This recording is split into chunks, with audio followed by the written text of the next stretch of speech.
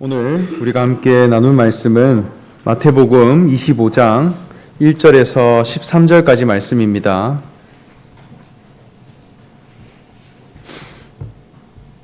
마태복음 25장 1절에서 13절까지 말씀 우리 한 목소리로 다 함께 읽도록 하겠습니다. 그때에 천국은 마치 등을 들고 신랑을 맞으러 나간 10 처녀와 같다 하리니 그 중에 5은 미련하고 5은 슬기 있는 자라. 미련한 자들은 등을 가지되 기름을 가지지 아니하고 그릇에 기름을 담아 등과 함께 가져갔더니 신랑이 더디옴으로 다 졸며 잘새 밤중에 소리가 나되 보라 신랑이로다 맞으러 나오라 하매 이에 그 처녀들이 다 일어나 등을 준비할세 미련한 자들이 슬기 있는 자들에게 이르되 우리 등불이 꺼져가니 너희 기름을 좀 나눠 달라 하거늘 슬기 있는 자들이 대답하여 이르되 우리와 너희가 쓰기에 다 부족할까 하노니 차라리 파는 자들에게 가서 너희 쓸 것을 사라 하니 그들이 사러 간 사이에 신랑이 오므로 준비하였던 자들은 함께 혼인잔치에 들어가고 문은 닫힌지라. 그 후에 남은 처녀들이 와서 이르되 주여 주여 우리에게 열어주소서. 대답하여 이르되 진실로 너희에게 이르노니 내가 너희를 알지 못하노라 하였느니라. 그런즉 깨어있으라. 너희는 그날과 그때를 알지 못하느니라. 아멘. 네, 지금은 대림절 기간입니다. 대림절이라고 하는 이 시간은 예수님이 탄생하신 그 성탄을 앞두고 4주간의 기간을 통해 예수님이 이 땅에 오심을 기다리고 그 시간을 준비하는 기간입니다. 예수에 대해서 기다리고 준비해 간다라고 하는 것은 그분을 만나는 것에 대한 간절함과 사모함이 있다는 것입니다. 왜 인류가 메시아를 기다리고 예수 그리스도를 기다려왔는가? 예수님이 이 땅에 오시면 잃어버린 우리의 자아와 삶의 목적과 살아가는 삶의 의미가 온전히 회복되기 때문입니다. 나라는 사람이 무엇을 위해 살아가며 나는 왜 살아가는가라고 하는 그 존재의 의미를 깨닫게 해주시는 분이기 때문에 우리가 기다린다는 것입니다. 그래서 예수님이 오시기 전부터 많은 사람들이 메시아는 언제 오시는가? 그분이 오시면 우리가 매여 있는 삶들, 우리가 고통스러운 삶들, 또 우리가 가진 여러 공허함의 삶들, 이것을 다 해결해 줄 수 있을 것이라 그렇게 여기고 기다리고 간구했습니다. 예수님을 기다리는 이유, 그것은 오늘날 살아가는 우리도 그 이유가 같아야 할 것입니다. 그런데 2000년 전에 오신 예수님은 특정한 시간에 특정한 장소에 오셨다면 이제 예수님은 어디로 오셔야 하는가? 거룩한 탄생, 그 성탄이 어디에 이루어져야 하는가? 내 안에 이루어져야 한다는 거예요. 나와 동떨어진 예수님, 그분은 이미 2000년 전에 오셔서 하늘로 승천하셨습니다. 그리스도인으로서 맞이해야 할 성탄은 내 속사람 안에 예수 생명이 탄생하고 내가 나의 삶의 주인이 되고 내 자아가 나를 지배하는 인생이 아니라 예수 그리스도가 내 안에 오심으로 말미암아 내 속에 예수님이 계시고 예수님과 동일한 삶의 목적과 그 의를 따라가는 사람이 될 때 진정한 성탄을 맞이한 자라 할 수 있겠습니다. 그래서 우리는 예수님과 동일한 삶의 목적을 가진 자가 되기를 간구하고 기다린다는 것입니다. 그러나 이것은 아무 사람에게나 이루어지는 것은 아닙니다. 분명히 오실 만한 사람에게 오세요. 달력상의 성탄절, 이것은 그저 객관적인 시간을 잘 보내기만 하면 내가 원하든 원하지 않든 그 성탄절이라고 하는 날짜는 도래합니다. 그러나 내 안에 탄생하는 예수 생명, 이것은 기다리고 준비한 자들에게 오신다는 것입니다. 과연 어떠한 심령을 가진 자들에게 예수님은 오시는 걸까요? 오늘 말씀을 보면 그 교훈을 잘 알 수 있을 것이라 그렇게 여겨집니다. 예수님은 제자들에게 말씀하시기를 천국은 마치 등을 들고 신랑을 맞으러 나간 열 처녀와 같다 이렇게 말씀했습니다. 하나님의 나라가 이루어지는 것은 혼인잔치가 있고 그 잔치에 참여하기 위해 신랑을 기다리는 열 처녀와 같다는 거예요. 먼저 이 혼인잔치라고 하는 것은 신랑과 신부가 만나 한 몸이 되고 배필이 되는 그런 현장입니다. 그래서 혼인잔치의 가장 중요한 목적과 본질은 신랑과 신부가 하나 되는 만남이에요. 성경에서는 설명하기를 이 혼인에 대해서 어떤 가치를 부여하는가 할 때 하나님이 짝지어 주신 것이고 이것은 결코 사람이 나눌 수 없는 그런 관계가 되는 것이라 이렇게 말씀합니다. 이것은 살아가는 삶의 목적이 하나 되는 관계가 되고 당신이 있으므로 내가 있고 내가 있으므로 당신이 의미가 생겨나는 그러한 관계라 할 수 있겠습니다. 객관적인 3인칭의 관계가 아니라 2인칭이라고 하는 주관적인 관계라는 것이죠. 요즘은 남편과 아내라고 하는 직업이 있다고 합니다. 그래서 돈을 주고 계약을 하면 남편과 아내 역할을 대행해주는 서비스가 있다고 해요. 그래서 돈을 받은 기간만큼 아내 역할과 남편 역할을 하는 것입니다. 이것은 형식만 부부인 것이죠.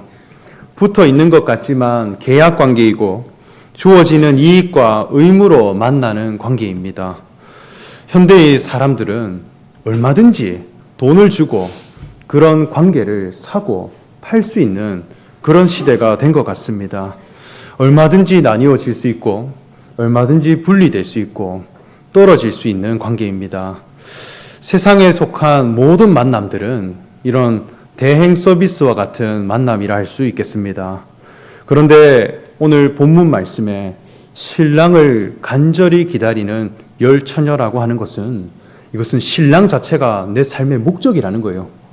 내가 그분이 오시지 않으면 내 삶의 의미가 없고 내가 혼인잔치에 참여할 수 있는 유일한 기준과 목적은 신랑에게 있다라고 하는 것을 알기에 그분을 목적적인 존재로 기다리고 그분과 하나 되기를 간절히 바라는 그런 사람들이라 할 수 있겠습니다.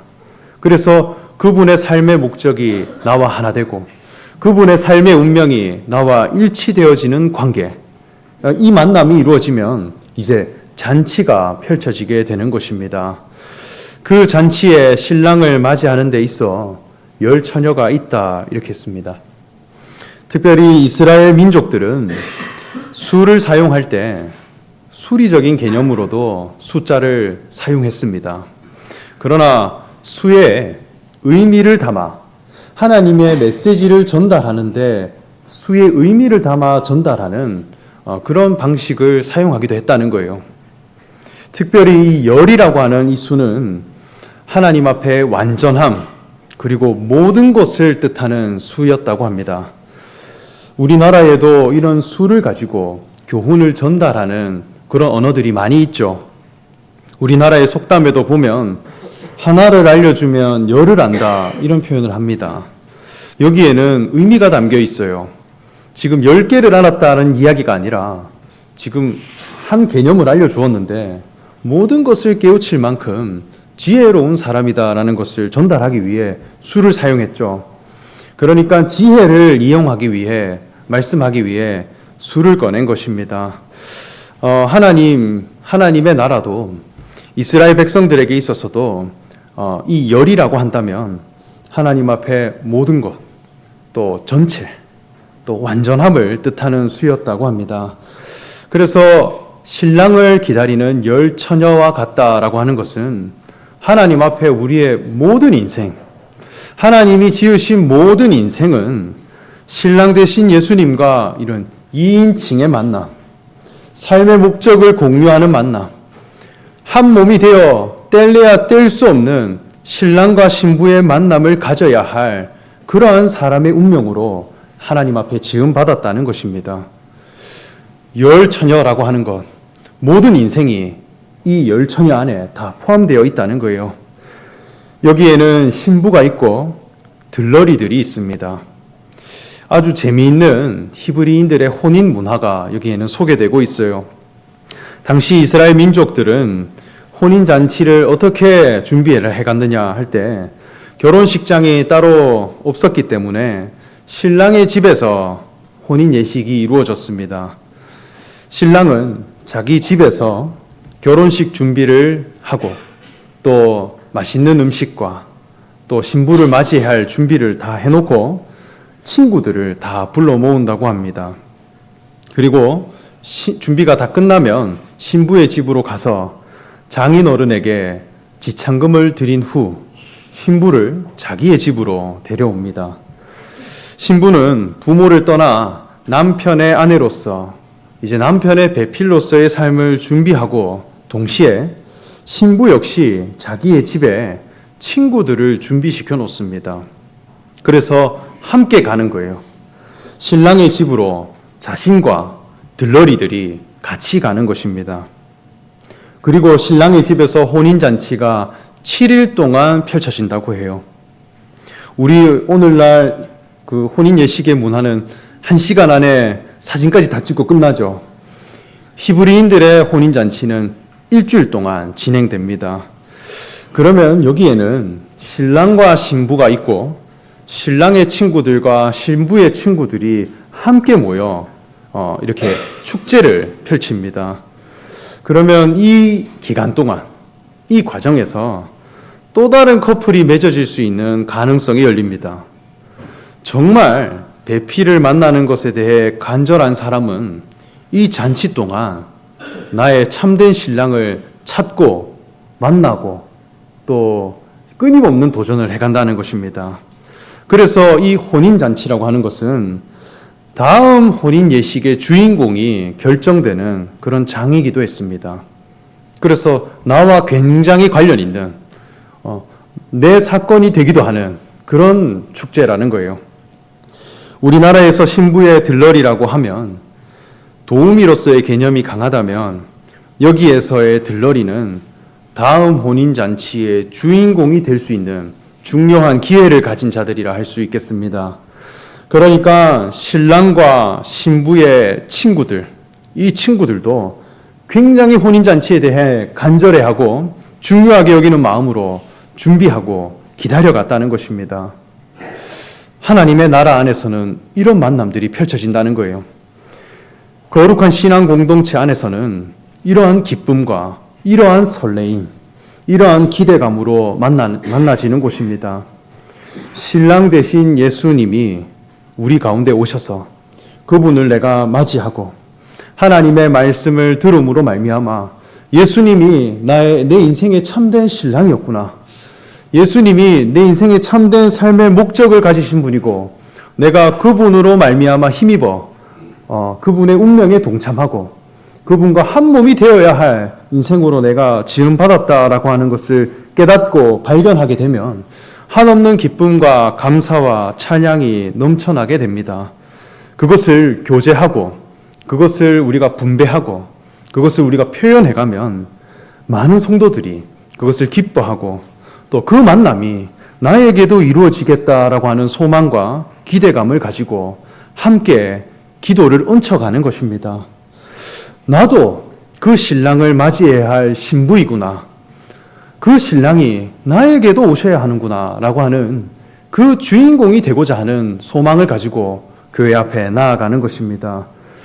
나의 신랑도 될 수 있기에 복음이고 기쁜 소식이라 할 수 있겠습니다.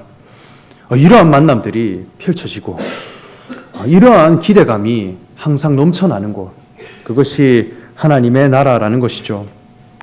그런데 이것은 모두에게 허락되는 만남은 아닙니다.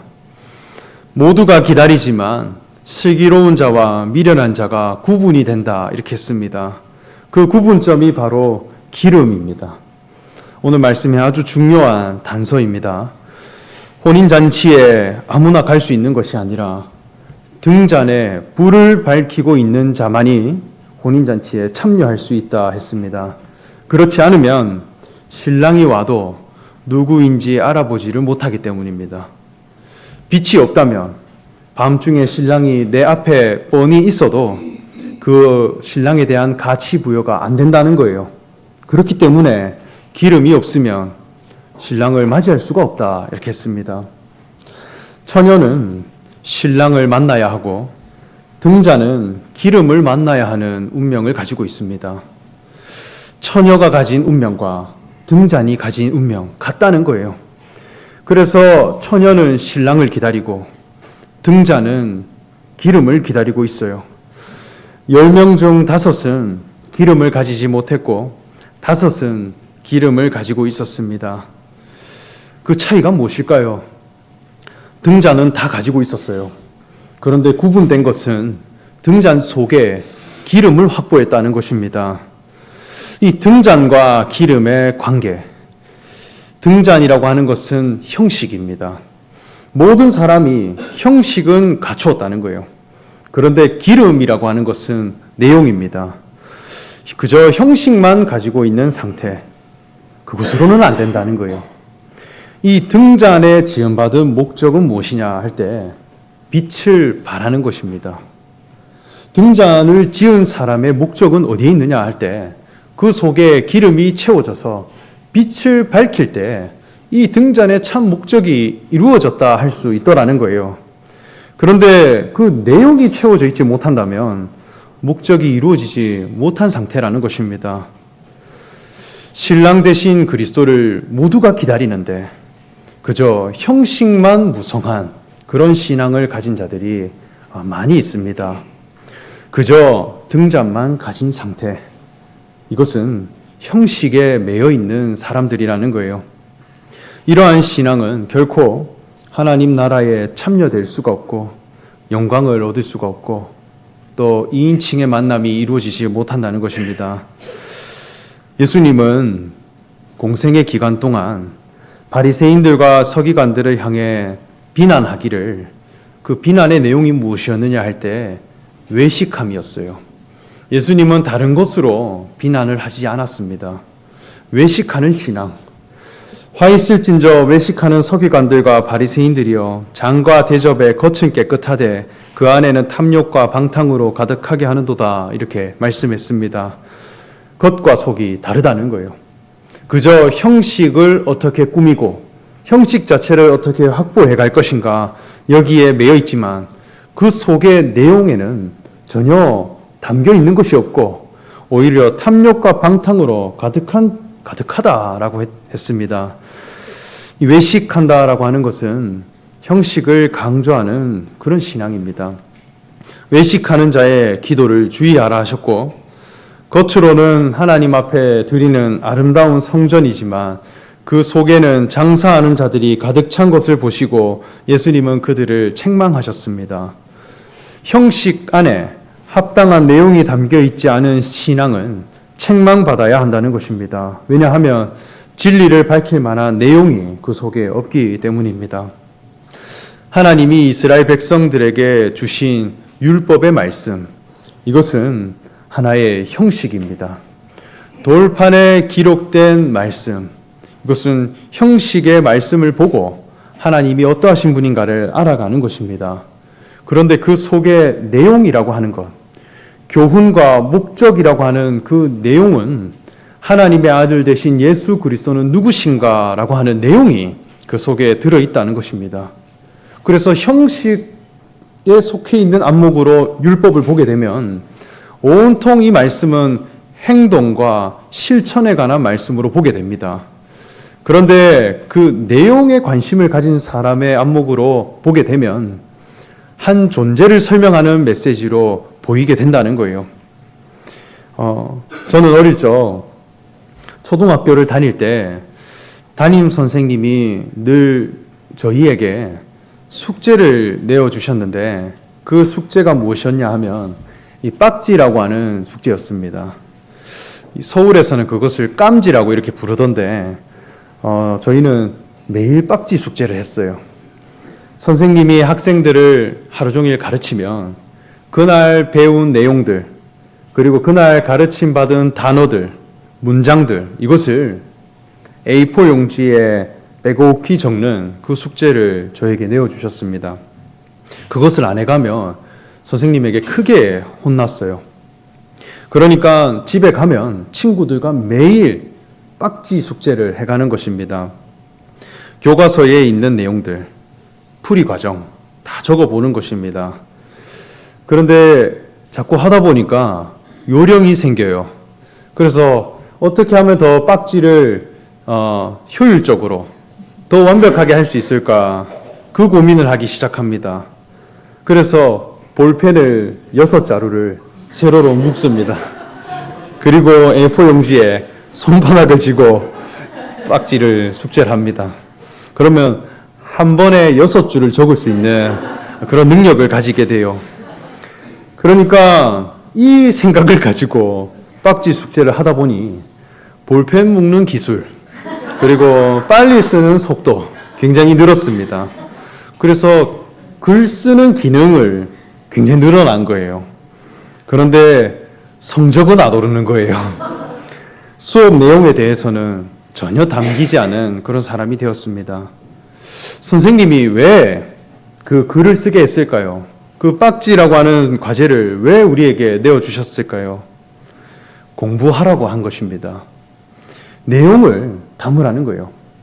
선생님이 가르쳐준 정답이 자기 해답이 되어야 되기 때문에, 자기 풀이 과정으로 생각해 봐야 하기 때문에 숙제를 내준 것입니다. 정말 지혜로운 학생들은 그 숙제를 가지고 공부를 하고 있다는 것을 봤어요. 저는 머리가 안 좋아서 깜지만, 이 빡지만 무성하게 제출하는 사람이었습니다.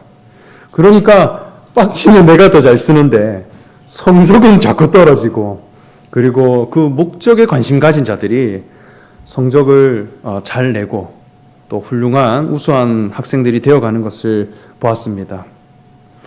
하나님의 율법도 마찬가지예요. 하나님이 모든 사람에게 형식을 주셨습니다. 하나님의 계명, 우리에게 주신 목적이 무엇일까요? 하나님의 아들 되신 그리스도라고 하는 내용을 채우기 원하시는 분입니다. 안식일을 지키라고 하는 계명을 통해 그리스도가 누구신가를 발견하고, 제사를 드리라고 하는 계명을 통해 하나님의 아들은 과연 어떠하신 분인가라고 하는 것을 채워가야 합니다. 이것을 차곡차곡 쌓아갈 때 슬기로운 자가 된다는 거예요. 혼인잔치의 그 현장에 외식하는 서기관들과 바리새인들이 가진 신앙은 결코 출입하지 못할 것입니다. 이는 미련한 5 처녀와 같은 자라는 거예요. 그들은 등만 가지고 있고 빛을 밝힐 만한 기름, 그 내용이 없다는 것입니다.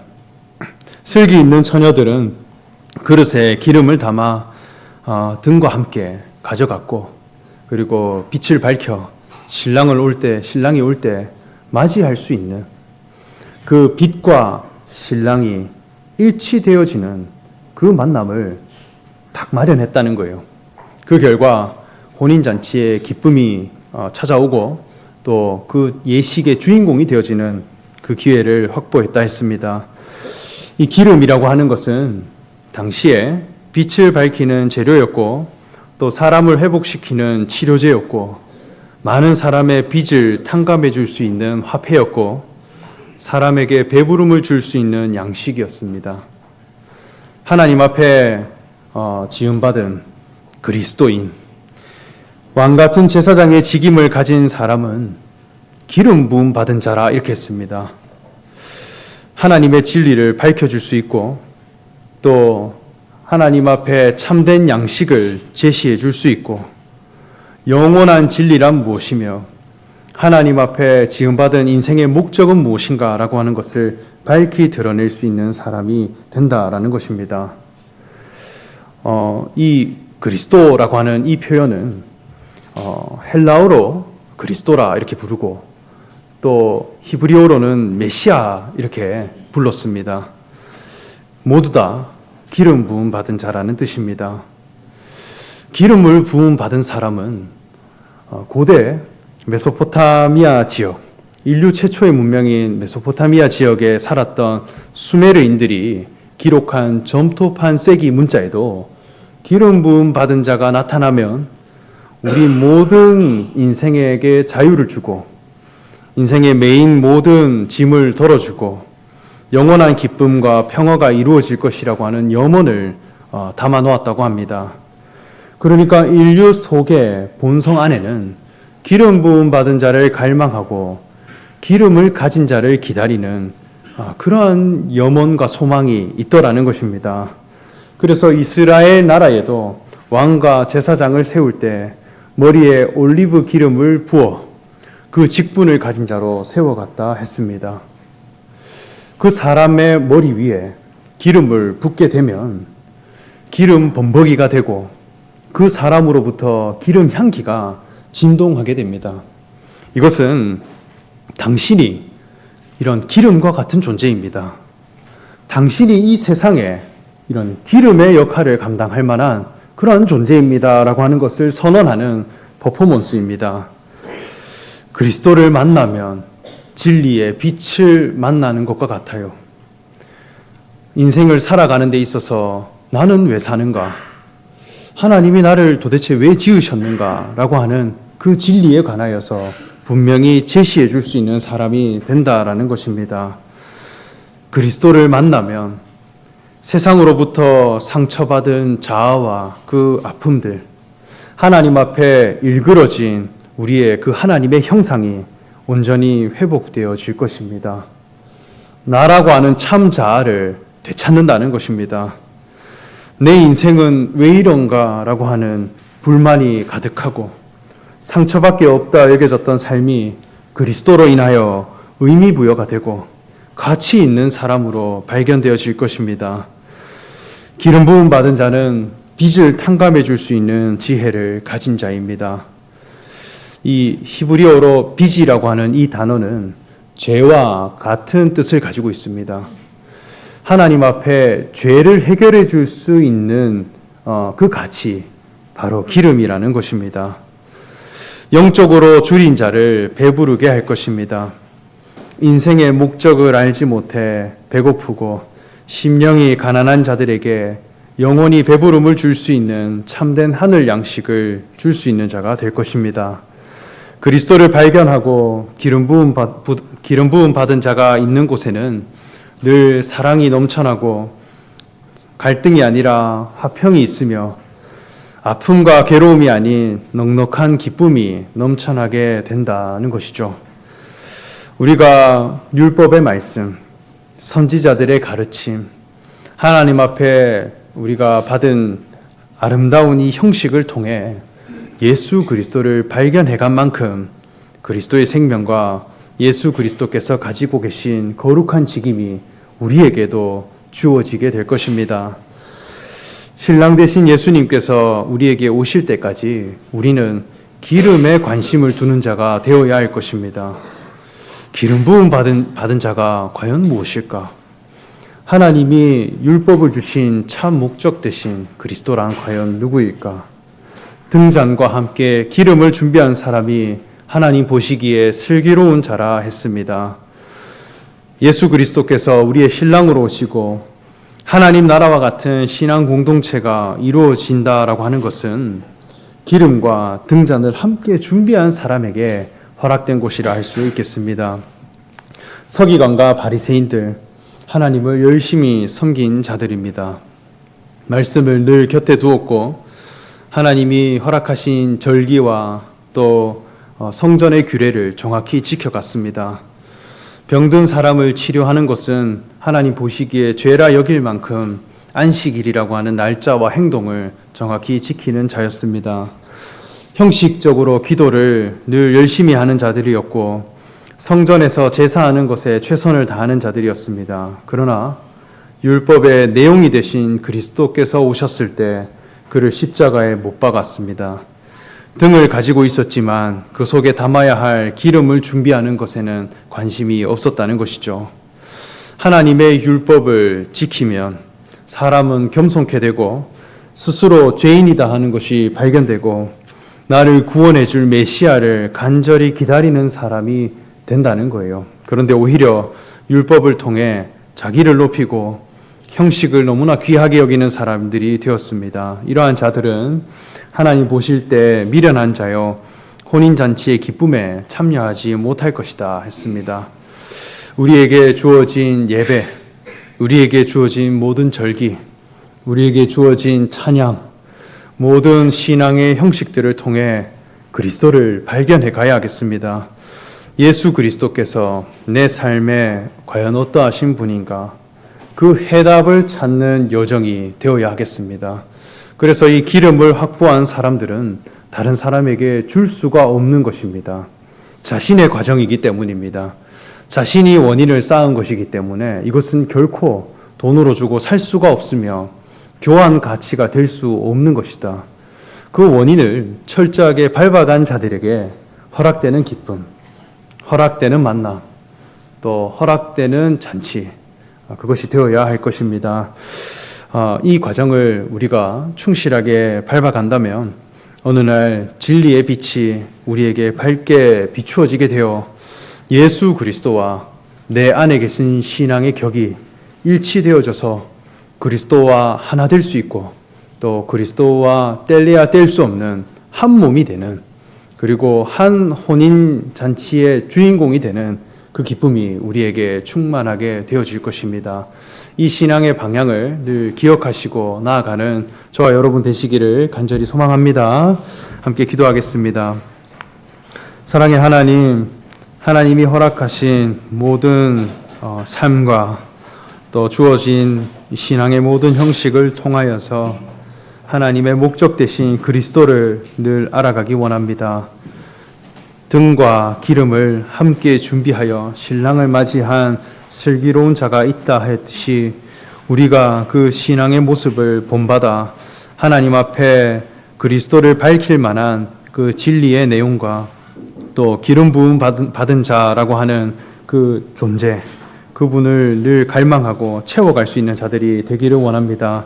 그리하여 그것으로 인한 혼인잔치의 기쁨, 그것으로 인한 참여, 그것으로 인한 하나됨을 누리고 또 하나님 앞에 영광이 되는 모든 성도들이 되게 하여 주시옵소서. 감사드리며 예수님의 이름으로 기도합니다. 아멘. 네, 다 함께 찬송가 176장 찬송하도록 하겠습니다.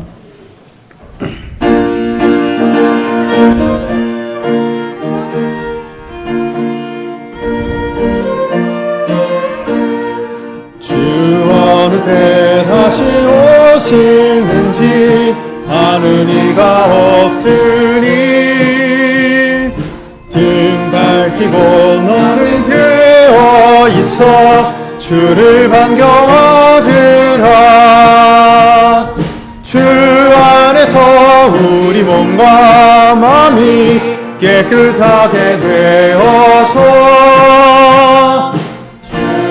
주님 다시 오실 때에 모두 기쁨으로 맞으라.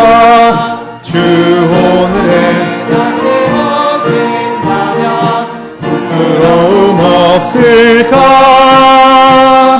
잘하였다 주님 칭찬하며 우리 맞아주실까. 주 안에서 우리 몸과 마음이 깨끗하게 되어서 주 예수님 다시 오실 때에 모두 기쁨으로 맞으라. 주 예수님 맡겨주신 일에 모두 충성 다했나. 내 맘속에 확신 넘칠 때에 영원한 식 없겠네. 주 안에서 우리 몸과 마음이 깨끗하게 되어서 주 예수님 다시 오실 때에 모두 기쁨으로 맞으라. 주 예수님 언제 오시는지 한밤에나 낮에나 늘 깨어서 주님 받는 성모 주의 영광 보겠네.